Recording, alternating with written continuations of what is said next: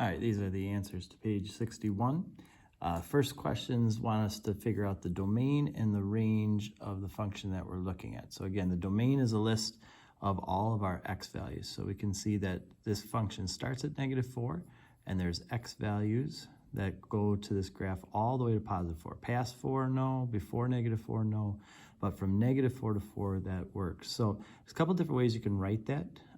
You can write this as -4 is less than or equal to x less than or equal to 4. That's kind of a traditional way to say x is between -4 and 4. And we know it's less than because -4 is less than 4. So that's how you know what signs to use. There is something called an interval notation that you'll use in calculus where you'll put it almost like it looks like an ordered pair, but basically the bracket means you can include the -4. So it's equal to there, it's equal to 4 here, and that just says that it's anything in between. We would accept either one of these ways of saying it. And as far as the range goes, now you're looking at your y values, and you see that there's nothing down below the x-axis. There's no negative values for the y. The lowest y value we have is 0, and it goes all the way up to 4. So we're going to say that y is between anything between 0 and 4. And again, if we wanted to use a interval notation for that, we would just put from 0 to 4. And because it can equal on both of them, we put that. Now, if you're curious about what happens if it can't equal that, then you'd use a parenthesis in a case like that. But we'll talk more about that later. For number 4, our domain, we can use any x value we want all the way until we hit this value of 1, and then anything past 1. But 1 we can't. So the domain is all x values that are not equal to 1. So when you say that x doesn't equal 1, you're saying that x can equal anything else it wants. And as far as the range goes, we only have 2 values for y. It can be either -1 or it can be +1. There's no other values for y in this. So we would just simply say y equals -1, comma 1. Those are your only 2 values that we're allowed to work with here. Number 8, we're given this graph, and we're supposed to find these function values. It's simple as just go to this x value. So let's go to 2, 1, 2. Where is the function at? The function's right on the x-axis. F of 2 is equal to 0. It's just interpreting, reading a graph. So f of 1, we go to 1. Now there's 2 spots. One has an open circle, one has a filled-in circle. The filled-in circle is what we want. So for this one, our filled-in circle is at a value of 1. That's what f of 1 is. For f of 3, we go 1, 2, 3 over, and we can see that this graph is up here at a value of 2. And then for -1, we go over to -1 and up, and we can see that this graph is at 1, 2, 3 for that. Now, number 12 asks, is this a function? And there's this thing called a vertical line test, and basically all it means is if you take a vertical line and go through a graph, if it hits more than 1 point, then that tells you that it's not a function. So we know that this is not a function. The reason for that is because that vertical line is at some domain value. So whatever this domain value is, that domain has 2 different ranges, one up here and one down there. Again, a function, every time I have a domain, should only have 1 range. So that's why the vertical line test works like that. For 18, we're asking for the zeros of this function. In other words, what could we put in for x to make this equal to 0? So we're not really looking at the bottom. We're going to ignore the bottom. I, in fact, don't want the bottom to equal 0, right? That would be a bad thing. I only want the top to equal 0. So 0 divided by something, that's what I'm looking for. Now, in this form, it would take me a while to plug numbers in until I found something that made it equal to 0.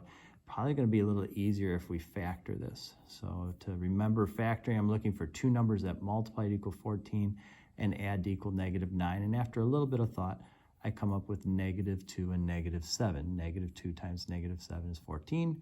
-2 plus -7 is -9. All right, so now that I have it factored, it's kind of easy now to see what x could be, because if I were to put 2 in, 2 minus 2 would be 0, and that 0 times this would make this 0.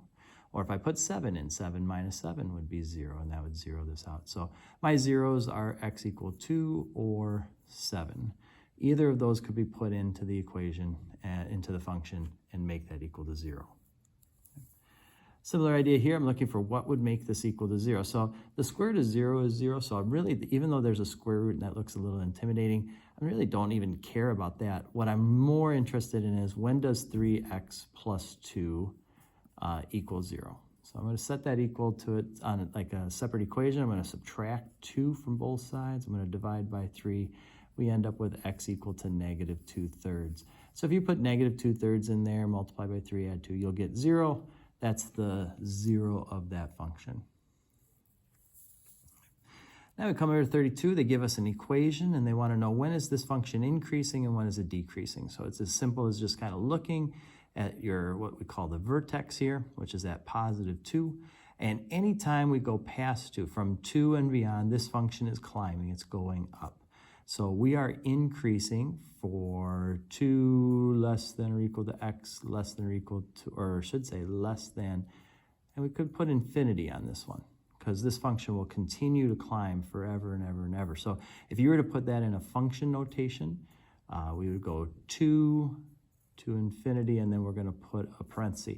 We can't equal infinity. It's not a number. It's the idea that things keep going bigger and bigger and bigger. So we're going to put a little parenthesis on that. All right. And as far as decreasing goes, this thing was always decreasing from all the way back here.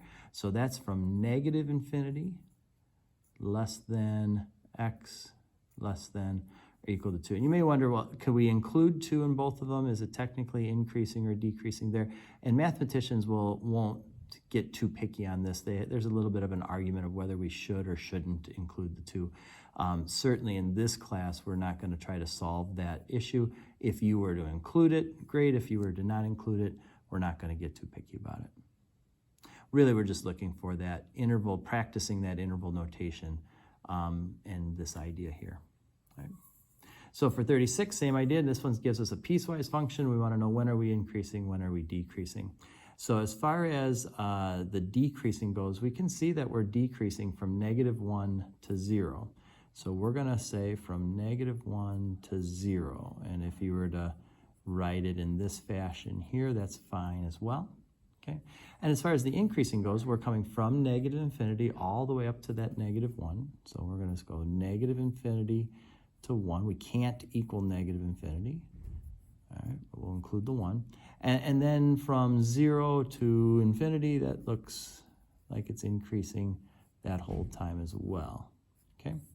Now you could write both of those kind of like we wrote this in separate. So how would that look? It'd be negative infinity less than x less than or equal to -1, right?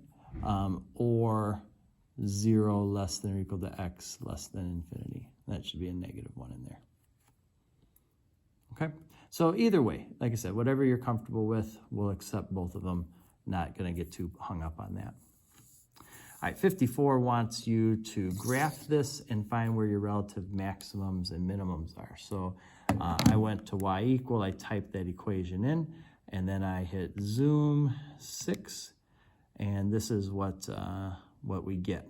All right, so you can see that we're increasing what looks like to 0, then from 0 down to what looks like maybe 2, we're decreasing and then increasing again. Now, if I want to know for sure if these are relative mins or maximums, on the calculator you have something called calculate. If you were to go second calculate, you do have a minimum and maximum function on there. So we'll start with the minimum. All right, I'm going to hit 3.